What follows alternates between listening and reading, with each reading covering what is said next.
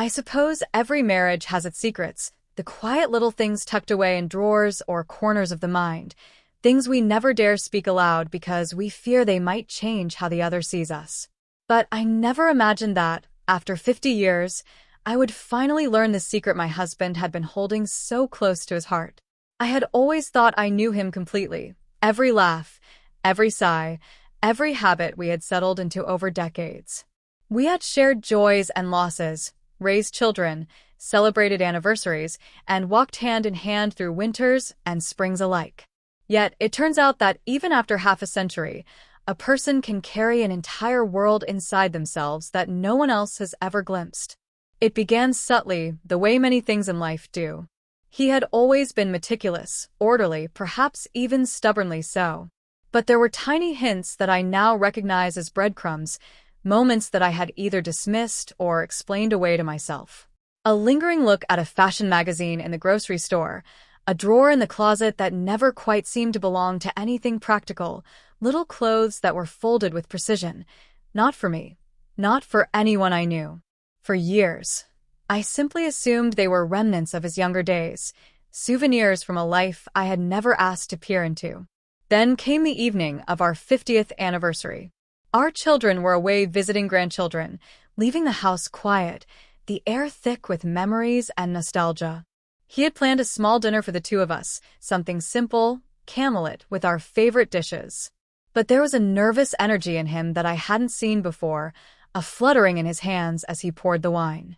He smiled, but it was a fragile smile, the kind that hints at something unspoken. I remember thinking, with a slight pang of unease, that there was more to this night than mere celebration. After dinner, he suggested we watch old home movies in the living room, and I settled onto the couch, expecting to see laughter and awkward teenage dances from our children's past.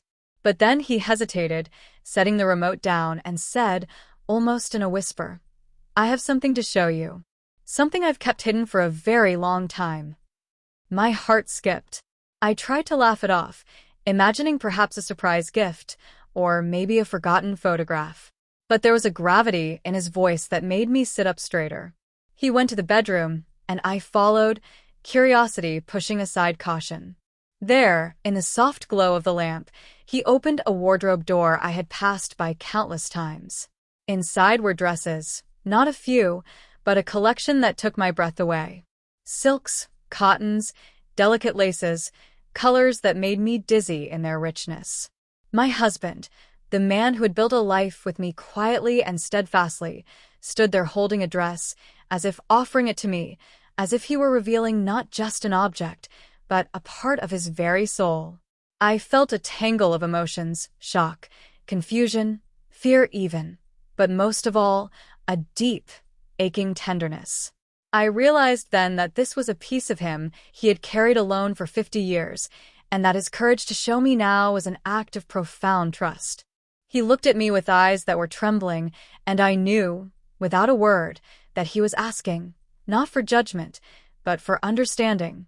"I've wanted to tell you," he said, voice wavering, "but I didn't know how. I was afraid it would change everything. I like to dress like this sometimes.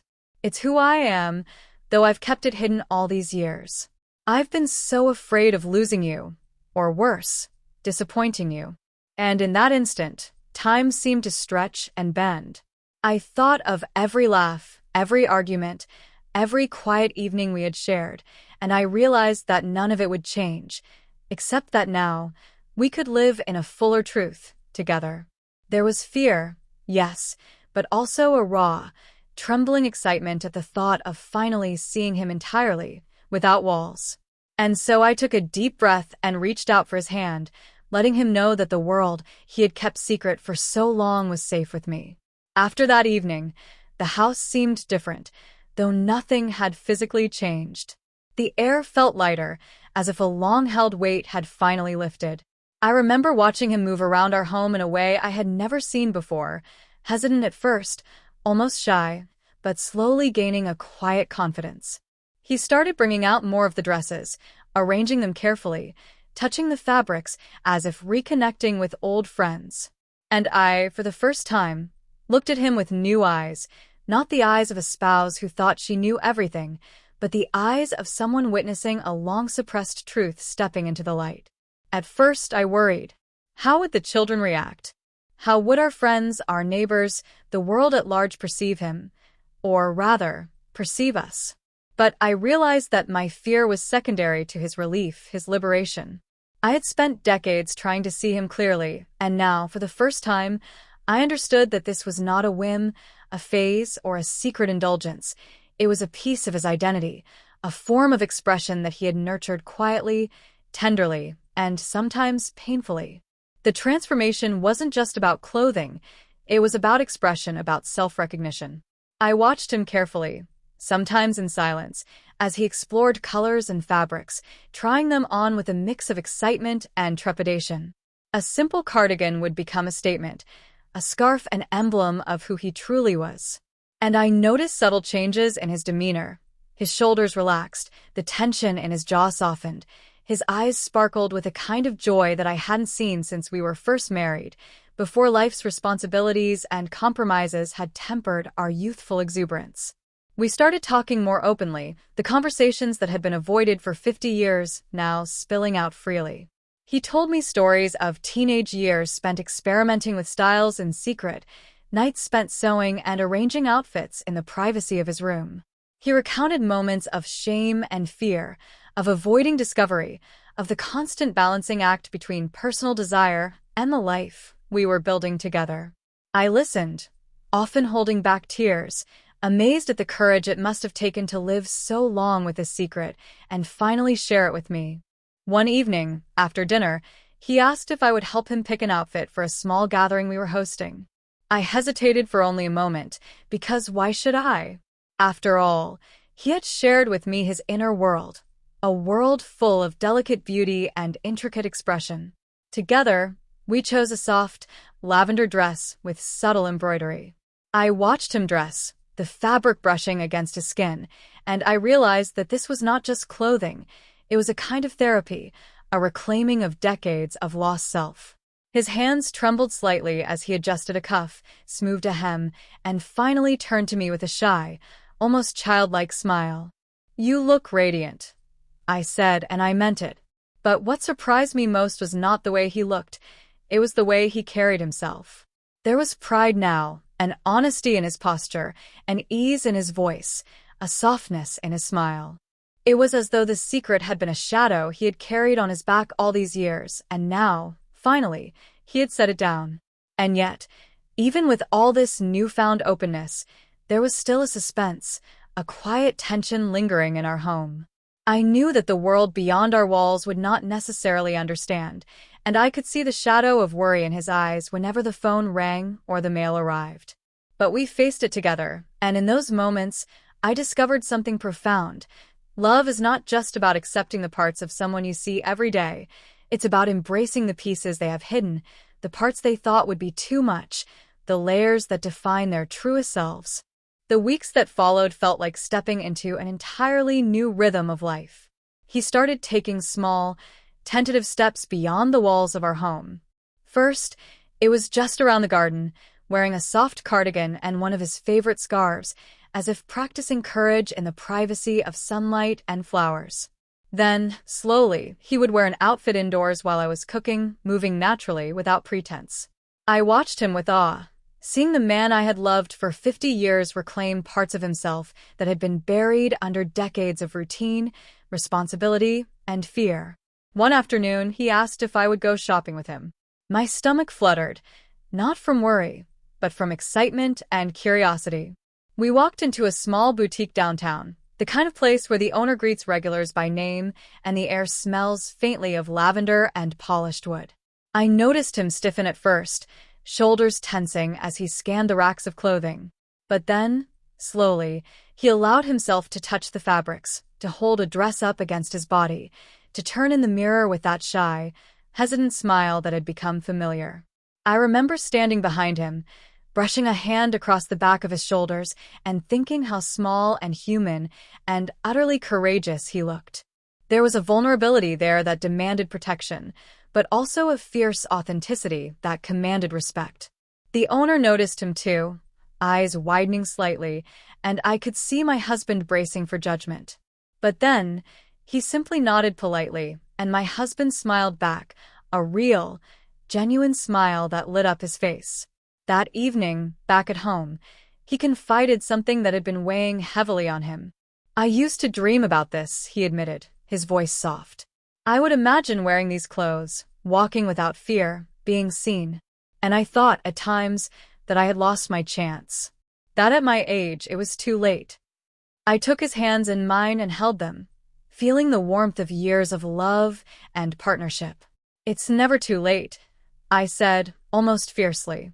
"We are still here. You are still you. And I'm with you, every step." And then, one night, something happened that changed the dynamic of our home entirely.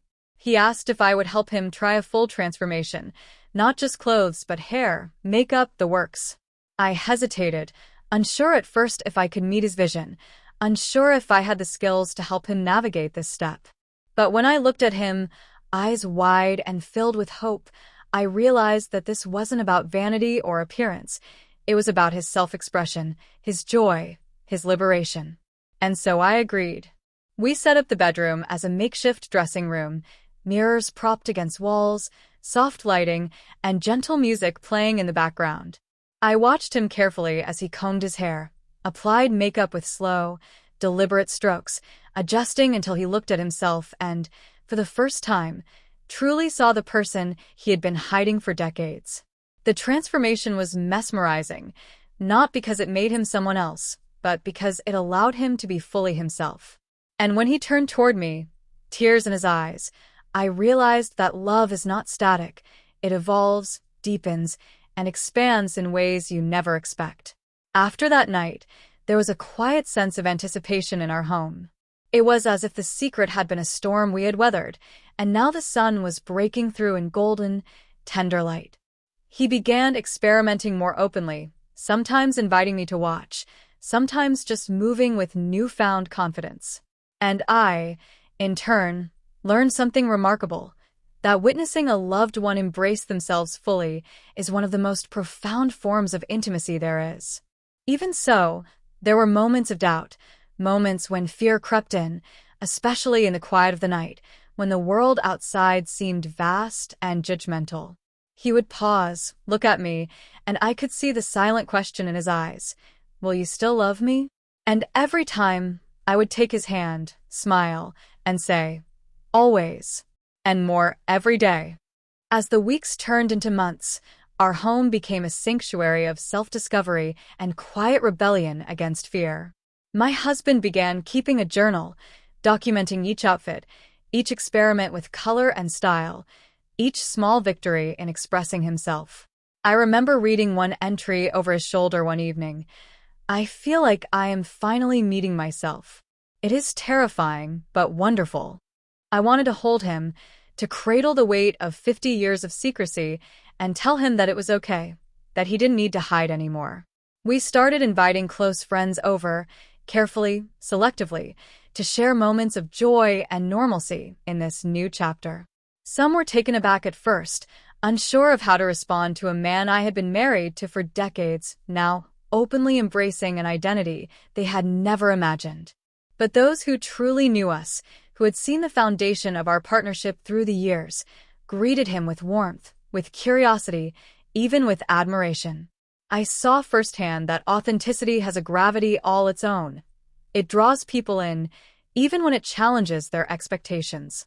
One day, while sitting in the living room with him dressed in a soft teal dress, a cardigan draped lightly over his shoulders, I asked him how it felt to finally live openly after all these years. He paused, thoughtful, and then smiled. A smile so unguarded, so luminous, that I could barely recognize the restraint I had grown accustomed to. "It feels like breathing," he said quietly. "Like I've been underwater all these years, and now someone opened the surface. I can finally take a deep breath without fear." We laughed then, the kind of laughter that fills a room and lingers in your chest, warm and unshakable. It was more than humor. It was relief, recognition, and shared joy. And yet, Intertwined with that laughter was a gentle sadness for the decades he had spent in hiding, the moments of doubt, the nights of quiet shame. I held him close and whispered that it was all behind us now, that the years we had ahead of us could be devoted to truth and joy, not secrecy and fear. Our children eventually came into the conversation, gently, slowly. At first, there was hesitation on both sides, the careful negotiation of boundaries and comfort. But as we shared the story, as my husband spoke openly about who he was and what he had longed for, there were moments of understanding, sometimes surprise, often tears. They realized, perhaps for the first time, that their father had always been the same loving, steady presence in their lives, even as he carried a hidden piece of himself that he could not yet show the world. I noticed a profound change in our daily interactions as well. Simple routines, morning tea, walking in the garden, reading together, took on a deeper dimension. He would dress for himself in the morning, sometimes in ways that were playful, sometimes in ways that were deeply reflective, and I would watch him with quiet admiration. I learned to anticipate his moods based on the colors he chose, the textures he preferred, the little details he fussed over. And I came to understand something I had not realized before. Transformation is not merely about appearance. It is a journey of the heart and soul, a reclaiming of time lost to fear and societal expectation. One evening, he confessed something that made my heart ache and soar simultaneously. "I feel like I've stolen nothing from you," he said. "All these years, I worried I was hiding myself at your expense. But now I see that sharing this with you, finally, has brought us closer than ever. You've given me permission to exist fully, and in doing so, you've allowed me to love you even more." I could barely speak, caught between tears and laughter, realizing the depth of love that could endure 50 years of life's complexities and still emerge stronger, more luminous, more fearless. And so, life settled into a new rhythm, one that was familiar and yet wholly transformed. Every morning was a quiet celebration of authenticity. Every evening was a shared reflection on courage and love. And while the world beyond our walls remained uncertain, within the sanctuary of our home, we discovered something extraordinary. The truth, finally revealed, can be more freeing than any secret ever could be. By this point, I had started noticing subtler changes in him, changes that went far beyond clothing or outward appearance. There was a lightness to his movements, a gentle confidence that had not existed before. He would walk into a room with a quiet pride, carrying himself as if the weight of 50 years of secrecy had been lifted off his shoulders. It wasn't flamboyance, he never wanted that, but a serene authenticity that radiated from him in small gestures, in the curve of a smile, in the softness of his voice. One afternoon, while we were organizing some old photographs, he paused over a picture of us on our wedding day. He traced the edge of the frame, his eyes misty, and whispered, "I wish I had known then what I know now. I could have loved myself fully alongside you from the start." I sat beside him, gently taking his hand, feeling the tremor of emotion. "We had to live our lives the way we could," I said. "You survived all these years, and now we have this chance together. That's what matters." And so he began experimenting more boldly, trying combinations of outfits that reflected moods, memories, and even little whimsical fantasies. One morning, I found him arranging scarves in a spectrum of colors on the living room couch, selecting just the right one to complement a particular dress. He laughed softly when I remarked on it, almost embarrassed by the attention, yet I could see that he was savoring the freedom of choice, the artistry of self-expression. He began describing it as a kind of meditation, a way to connect with himself and the joy he had so long denied. Our conversations deepened as well, no longer confined to the everyday practicalities of life. He would speak of longing, of identity, of dreams deferred, and I would listen, sometimes offering thoughts, sometimes just holding space for him to articulate emotions he had never dared voice. I discovered a profound truth. Intimacy is not simply about shared routines or physical closeness. It is about understanding the secret corners of a loved one's soul, embracing them and walking alongside them, hand in hand, without fear. Then came a pivotal moment, one that neither of us had anticipated. He suggested attending a community art fair, a local event where people display crafts, textiles, and clothing. "I want to go, Esme," he said, voice trembling slightly. "I want to see if I can carry this into the world outside our walls." My heart leapt, a mixture of pride and nervous anticipation. I nodded, squeezing his hand. "We'll do it together," I said. And together we planned outfits, accessories, hair, makeup, preparing for a day that felt like stepping into uncharted territory after a lifetime of careful navigation. On the day of the fair, he was radiant, glowing with a combination of anticipation and self-possession. As we walked through the crowd, I noticed heads turn, curious glances exchanged, some whispers, but there was no judgment in his step. He moved with quiet assurance, answering questions politely, smiling at strangers, sharing laughs with vendors. And every time someone complimented him, I felt a thrill, as if the world was finally catching up to the truth we had carried silently for decades. By the end of the day, we returned home exhausted but elated. He collapsed onto the couch, a soft sigh escaping him, and I sat beside him, brushing a hand across his arm. "I didn't know it could feel like this," he said. "All these years I hid, and now it's like stepping into sunlight after a lifetime underground." I kissed his temple gently, heart swelling with love and pride.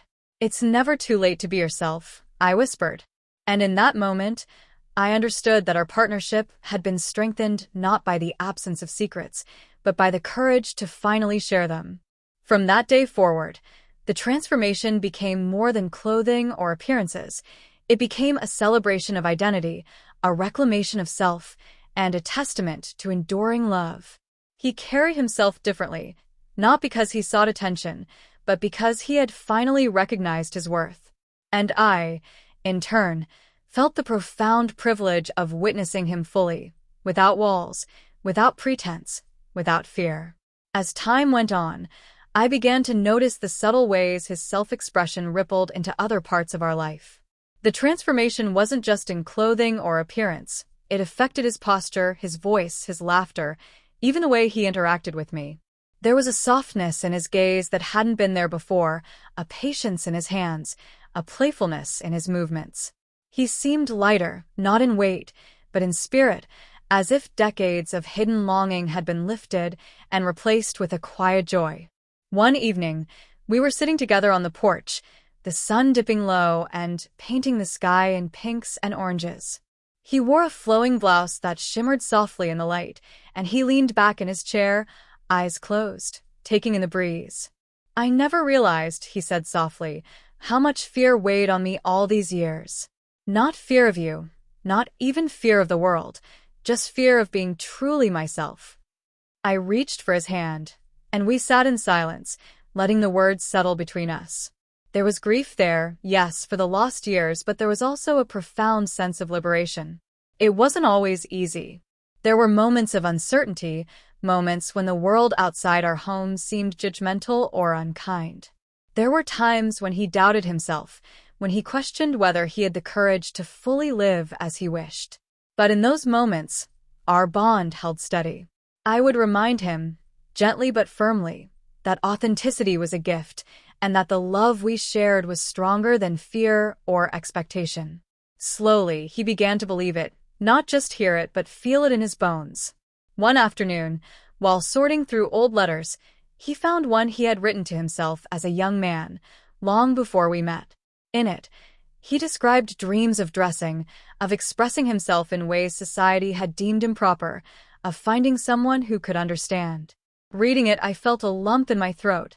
He had carried that longing for decades, and yet, even then, he imagined a future where he might be seen, truly seen, by another. Now, after 50 years, that future had arrived, not fully perfect, not without challenges, but real and shared with love. We began exploring his transformation more creatively. One day, we pulled out an old sewing kit and began altering some of his favorite dresses, adjusting hems, adding subtle embroidery, and experimenting with textures. He laughed, a full-bodied, unrestrained laugh, as he tried on outfits mid-project, twirling in the living room and watching the fabric flutter around him. It struck me that creativity and self-expression had been entwined in him all along, and that finally, he could nurture that part of himself without shame or hesitation. There were also tender moments of reflection. He would sit quietly, holding a mirror, tracing the lines of his face, adjusting his hair, and sometimes simply gazing at himself with wonder. "I didn't know it could feel like this," he murmured one night. "To look at yourself and feel right." I kissed his cheek, feeling a wave of gratitude for having shared in this journey. "It's been a long road," I said softly, "but you're finally home in yourself." And in those quiet, unhurried evenings, I came to understand the profound truth of his journey. It wasn't about attention or recognition. It was about authenticity, about reclaiming lost years, about standing fully in the light after decades in the shadows. I realized that transformation, in its purest form, is not just about what is visible. It is about freedom, courage, and the unshakable bond of love that allows someone to finally, completely, be themselves. Life settled into a rhythm that felt both familiar and wonderfully new. Each day, he explored small variations in his appearance, delighting in textures, colors, and the way fabrics moved against his skin. Sometimes, he would spend an hour choosing a scarf or deciding whether a blouse felt just right, and I would watch him, heart swelling with admiration. I realized that his attention to detail was not vanity, it was reverence for himself, for the identity he had carried quietly for 50 years. One morning, he surprised me with a bouquet of wildflowers, arranging them in a vase as carefully as he would a display of fabric. "I wanted to do something just for us," he said, smiling, cheeks flushed with excitement. "I've learned that small acts of care are part of who I am now." It was a simple gesture, yet profoundly moving, a reminder that self-expression is inseparable from love and tenderness. We began documenting his journey more intentionally. Not photographs, but written reflections, notes about how he felt in different outfits, what colors lifted his spirits, what moments made him feel truly alive.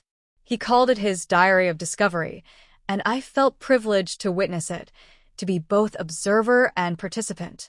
Through these writings, I saw the depth of his courage, the quiet heroism in embracing a truth that had once terrified him.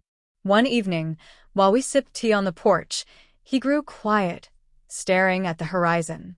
I could tell something weighed on him. "Do you ever think about how people will judge us?" he asked softly. I nodded, understanding immediately. "I do," I admitted. "But I also know that we've lived 50 years together. The judgment of strangers cannot outweigh the truth we've finally uncovered, nor the love that binds us." He smiled, relief flooding his expression. "You always have a way of grounding me," he said, squeezing my hand. "I don't know what I would have done without you." We faced new challenges, too. Friends who once visited frequently grew hesitant, unsure how to respond. Some family members struggled with understanding, asking awkward questions or offering misplaced advice. But through it all, he stood firm, and I stood with him. I realized that the journey of self-discovery is rarely a smooth path. It requires courage, patience, and sometimes the willingness to weather discomfort in order to reach authenticity. Our children, by now, had come to visit more regularly. They were gentle, curious, and remarkably accepting, asking questions and listening carefully. One evening, after sharing a quiet dinner, our youngest said, "Mom, Dad, I'm proud of you both. I can see that you're happier than ever." The words struck a chord deep in my chest. 50 years of life together, and now the joy of witnessing our family embrace this part of him. It was more than I could have imagined. Even mundane routines became a canvas for self-expression. A trip to the grocery store became a moment to experiment with a new hat or a soft scarf. A walk in the park was accompanied by laughter at how the wind played with flowing fabric. And at night, when we settled into bed, there was a quiet intimacy in sharing reflections, recounting small victories, and simply holding one another, aware that we had navigated decades of life together and emerged stronger, freer, and more tender than ever. There was, in all of this, a profound realization that transformation is not a single moment, but a lifelong journey. That courage does not always roar, it sometimes whispers in quiet confidence. And that love, enduring and patient, can make even the most daunting truths bearable, even beautiful. Watching him reclaim himself was like witnessing a sunrise after a long, dark night, a slow unfolding of color, light, and hope. Over time, I noticed that his confidence began to ripple outward in ways I hadn't anticipated. He started volunteering at a local community center, helping with arts and crafts programs. At first, he dressed in subtler ways, soft sweaters, scarves, but gradually, he allowed himself to wear brighter colors and flowing fabrics. The other volunteers were curious, but they responded with kindness and respect. I saw how his joy radiated into the room, how his presence lifted others, and I felt a quiet pride unlike anything I had experienced before. One afternoon, as we sat in the garden sipping tea, he turned to me with a look that was both playful and reflective. "Do you remember the first night I showed you the dresses?" he asked. I nodded, smiling, the memory vivid. I was terrified. But now, it feels like I've been waiting for this my entire life. Not the dresses themselves, but this, the freedom, the openness, the ability to simply be me. I squeezed his hand, understanding perfectly. After 50 years of partnership, it was remarkable to see how a single revelation could unlock decades of hidden self. He began experimenting more boldly with hairstyles and makeup, exploring subtle ways to highlight his features. Some days he preferred soft curls framing his face. Other days, he wore his hair sleek and simple. We discovered the joy of transforming together, not just him, but us as a pair, navigating these changes in tandem. I learned how to apply delicate touches of makeup for him, how to help him choose accessories that matched his mood or the season, and in turn, I felt an intimacy that had been dormant for decades, now rekindled and burning quietly, steadily. One evening, after returning from a small art exhibition, he confessed something that made my heart ache and swell at the same time.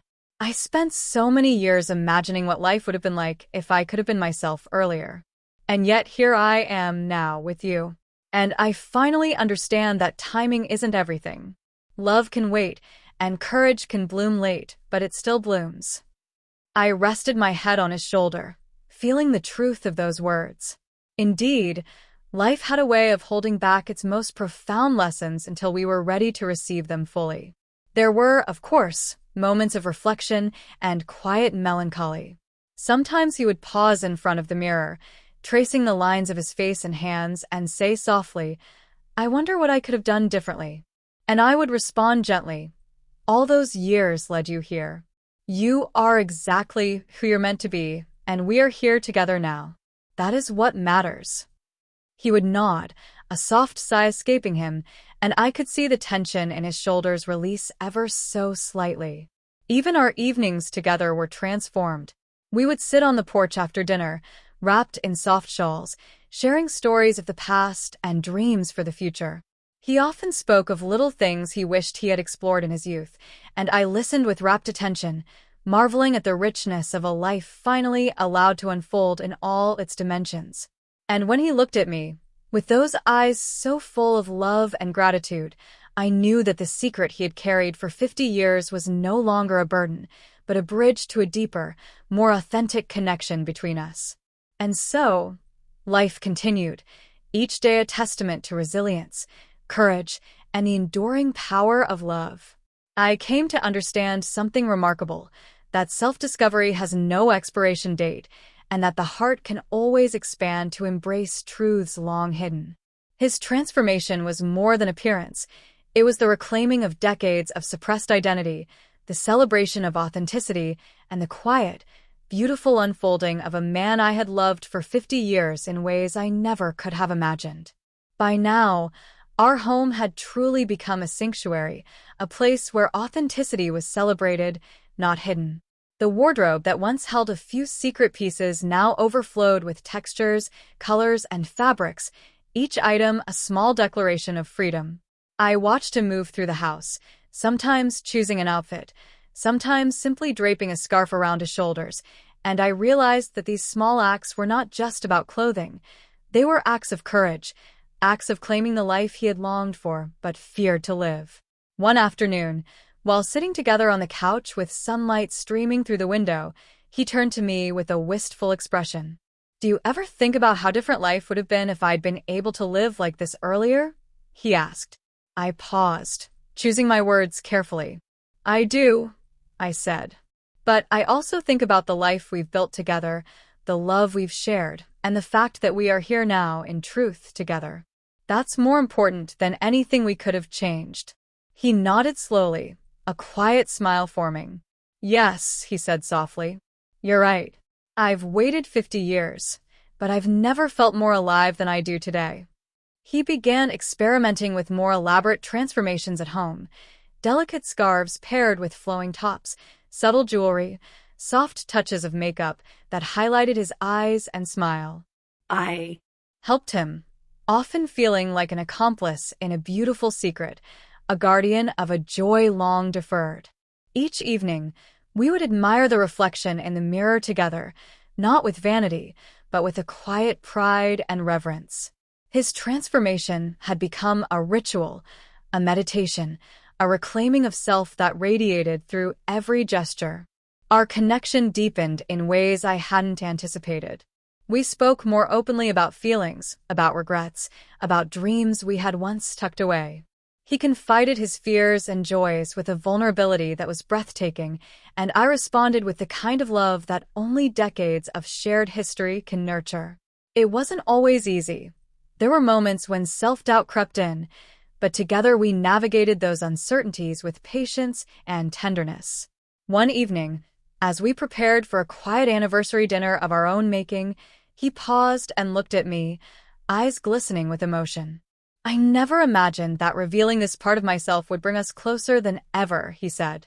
"I feared it might push you away, but instead, it has deepened everything between us."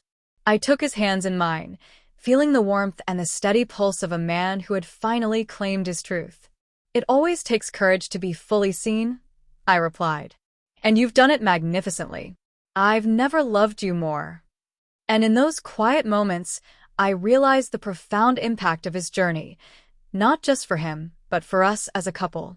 50 years of partnership had weathered storms, joys, and ordinary routines, but this revelation had unlocked a depth of intimacy I had never imagined possible. We were no longer merely husband and wife. We were companions on a journey of liberation, witnesses to each other's soul, participants in the extraordinary act of living fully and authentically, even late in life. Our home now echoed with laughter, reflection, and the quiet beauty of authenticity. Even simple routines, like gardening or preparing meals, were transformed by his newfound confidence, by the joy he carried in small gestures and gentle smiles. And I knew, deep in my heart, that the secret he had carried for 50 years was no longer a source of fear. It was a bridge, a beacon, and a testament to the enduring power of love, trust, and the courage to be oneself. The years that followed felt like a second lifetime. Our home, once quiet and routine, now pulsed with vitality, with color, with the subtle joy of living fully. He had grown into a rhythm of self-expression that was as natural as breathing. Each morning, I would watch him select an outfit, adjust a scarf, smooth a hem, and smile at his reflection. And each time, I felt a profound gratitude, not just for the beauty of his transformation, but for the courage, the trust, and the love that had made it possible. It wasn't about flamboyance or spectacle. It was about authenticity, about claiming decades of hidden identity and letting it breathe. It was about a man finally meeting himself after 50 years, and in doing so, letting me meet him fully for the first time. We laughed together, cried together, and reflected on the astonishing truth that it is never too late to become who you were always meant to be. One evening, we sat on the porch, holding hands, watching the sun sink below the horizon. "Do you remember the first time I showed you the dresses?" he asked softly. I nodded, the memory sharp and vivid. "I was terrified," he admitted. I didn't know if I could survive the shame, the judgment. And yet here we are. I squeezed his hand, smiling through tears. You survived. And we are here, together, fully. He looked at me with eyes that held decades of love and newfound freedom. Thank you, he whispered, for seeing me, for loving me anyway, for staying. I leaned my head on his shoulder, feeling the warmth and weight of a lifetime shared. Always, I replied, and more every day. We began sharing parts of his journey with our children and grandchildren, not in a way that demanded understanding, but in a way that celebrated courage, truth, and the beauty of being oneself. They listened, sometimes wide-eyed, sometimes emotional, always tender. And I realized that his transformation had become more than personal liberation. It had become a legacy of authenticity, a lesson in love, patience, and acceptance that would ripple far beyond our home. Even in quiet, ordinary moments, the transformation was profound. Gardening, cooking, reading together, all of it carried the imprint of freedom, of self-acceptance, of joy finally unburdened by fear. And I understood something that I had long suspected. The deepest transformations are not only seen in appearance, they are felt in the heart, in the way someone carries themselves, in the way love deepens when fear falls away. 50 years of marriage had brought us through storms, through joys, through countless ordinary days. But this revelation, this journey of self-discovery and courage, had transformed everything. He had carried a secret for half a century, and by sharing it, he had unlocked not only his own soul, but ours together. I realized then, fully and irrevocably, that love is strongest when it embraces the whole truth of a person, when it celebrates their courage, and when it allows freedom to flourish, even after decades of waiting. And so, as we sit together now, hands entwined, hearts open, I smile at the man I have loved for 50 years. Not because he has changed who he is, but because he has finally allowed the world, and me, to see all of him. The secret he carried for half a century is no longer hidden, and in its unveiling, we have discovered a joy deeper than anything we could have imagined, a love more resilient than time itself, and the extraordinary beauty of living fully, authentically, and without fear. We have learned, together, that it is never too late for liberation, never too late for courage, and never too late to meet yourself and each other completely, finally, at last.